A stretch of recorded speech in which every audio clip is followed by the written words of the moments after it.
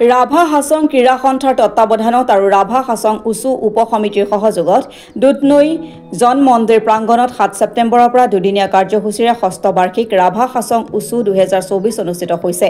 এই উপলক্ষে 7 ছেপ্টেম্বৰৰ ৰাতিপুৱা ৰাভা হাছং স্বায়ত্তশাসিত পৰিষদৰ কাৰ্যবাহী সদস্য তথা ৰাভা হাছং ক্ৰীড়া সন্থাৰ সভাপতি আদিত্য ৰাভাই ৰাভা হাছং ক্ৰীড়া সন্থাৰ পতাকা উত্তোলন কৰে। বন্তি প্ৰজ্বলন কৰে সদৌ অসম উচু সন্থাৰ সদ্যপ্ৰয়াত উপ-সভাপতি কিশোৰ ৰাভাৰ পত্নী মনীষা ৰাভাই। দিনৰ 1 বজাত উচু খেলৰ প্ৰতিযোগিতাৰ শুভ উদ্বোধন কৰে গোৱালপাৰা জিলাৰ উচু সন্থাৰ কাৰিকৰী বিষয়া আৰু ৰাভা হাছং ক্ৰীড়া সন্থাৰ সমৰ কলা বিভাগৰ সভাপতি অশোক বসুমতাৰীয়ে। আজি প্ৰতিযোগিতাৰ দ্বিতীয় দিন উদ্বোধনী অনুষ্ঠানত ৰাভা হাছং পৰিষদৰ অধ্যক্ষ চাৰুমোহন ৰাভা, মনোনীত সদস্য ধনজিত ওৰাং, উচু সন্থাৰ বিষয়ববীয়া খেলুৱৈসকল উপস্থিত থাকে। প্ৰতিযোগিতাৰ প্ৰথম দিনা টাইচি জিয়ান, নান্দাও, নাংফুৱান আৰু চাংকুৱান শাখাৰ প্ৰদৰ্শনীমূলক খেল প্ৰদৰ্শন কৰে ক্ৰমে বাবলি দৈমাৰী, লক্ষী বড়ো আৰু ডেইজি ৰাভাই। খেলসমূহ পৰিচালনা কৰিব ক্ৰমে ৰাষ্ট্ৰীয় পৰিচালক ৰাতুল শইকীয়া, জেকব বসুমতাৰী আৰু সুভাষ গয়াৰীয়ে। প্ৰায় 170 গৰাকী খেলুৱৈয়ে অংশগ্ৰহণ কৰাৰ প্ৰতিযোগিতাৰ আজি সন্ধিয়া সামৰণি পৰিব।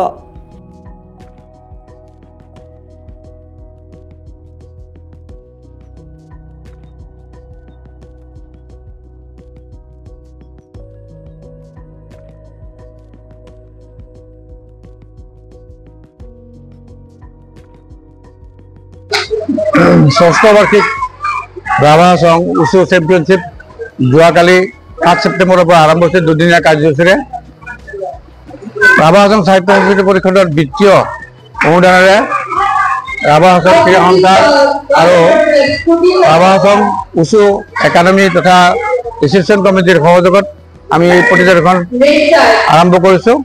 যোৱা 2017 চনৰ পৰাই এই প্ৰতিযোগিতা অনুষ্ঠিত হৈছে আৰু এই 2017 চনৰ পৰাই এই প্ৰতিযোগিতা আৰম্ভ হোৱাৰ দিনৰ পৰা আজিলৈকে আমাৰ বহুতো খেলুৱৈ ৰাজ্যিক তথা ৰাষ্ট্ৰীয় পৰ্যায়ত খেলিবলৈ সক্ষম হৈছে, লগতে পুৰস্কাৰ বুটলিবলৈ সক্ষম হৈছে। আৰু এই খেলখনৰ মূল স্তম্ভটোৱেই হ'ল আমাৰ ৰাভা হাছং সাহিত্য পৰিষদৰ মাননীয় শ্ৰীযুত টংকেশ্বৰ ৰাভাদেৱৰ আৰ্থিক অনুদান। তেখেতৰ অশেষ চেষ্টাত আজি এই উচু প্ৰতিযোগিতাখন যোৱা 17 চনতকৈ বহুত খেলুৱৈ এতিয়া আগবাঢ়ি আহিছে। 17 চনত যিখিনি আছে তাতকৈ বহুত খেলুৱৈ আগবাঢ়িছে আৰু দিনক দিনে আমাৰ খেলুৱৈসকলে ৰাষ্ট্ৰীয় পৰ্যায়ত খেলিবলৈ সক্ষম হৈছে আৰু বঁটা পাবলৈ সক্ষম হৈছে। আৰু এই খেলখনত আমাৰ মুখ্য ভূমিকা 2017 চনৰ পৰা লোৱা স্বৰ্গীয় কিশোৰ ৰাভাদেৱ আমাৰ মাজত নাই যদিও তেখেতৰ প্ৰেৰণাতে আমি আজি এইবাৰৰ খেলখন আমি উৎসৰ্গিত কৰিছোঁ, কাৰণ তেখেত এজন নিষ্ঠাৱান কৰ্মী আছিল এই আমাৰ মাৰ্চিয়েল আৰ্টছৰ। তেখেতৰ আজি বিয়োগত আমি মৰ্মাহত তথা তেখেতৰ নথকাত আমি বহুতো অসুবিধাৰ সন্মুখীন হ'ব লগা হৈছে। তেখেত এজন বৰ ক্ৰীড়া সংগঠক আছিল, ভাল ক্ৰীড়া সংগঠক আছিল। হ'ব আৰু খেলো ইণ্ডিয়াতো আমাৰ প্ৰতিযোগী অংশগ্ৰহণ কৰি মেডেল পাইছে আৰু এইবাৰ 2024 চনত নেশ্যনেল খেলাৰ কাৰণে আমাৰ ল'ৰা ছোৱালী ইতিমধ্যে চিলেকশ্যন হৈ আছে। তেওঁলোকে যাব আৰু কিছুদিন পিছত ইতিমধ্যে কিছুমান গৈছে, কিছুমান আৰু বেলেগ এটা ইভেণ্টত গুচি যাব ৱেট হিচাপে। আৰু দ্বিতীয়তে কথা হৈছে যিখিনি ইয়াৰে যিখিনি কি কয় ডেমোটো কি কয় চাউলৰ যিটো হেৰিবিলাক ডেমোবিলাক দেখায়, সেই ডেমোটো আমাৰ ল'ৰা ছোৱালী ইতিমধ্যে নেশ্যনেল খেলাৰ কাৰণে সুবিধা পাইছে আৰু তেওঁলোকে পুৰস্কাৰ পাবলৈ সক্ষম হৈছে।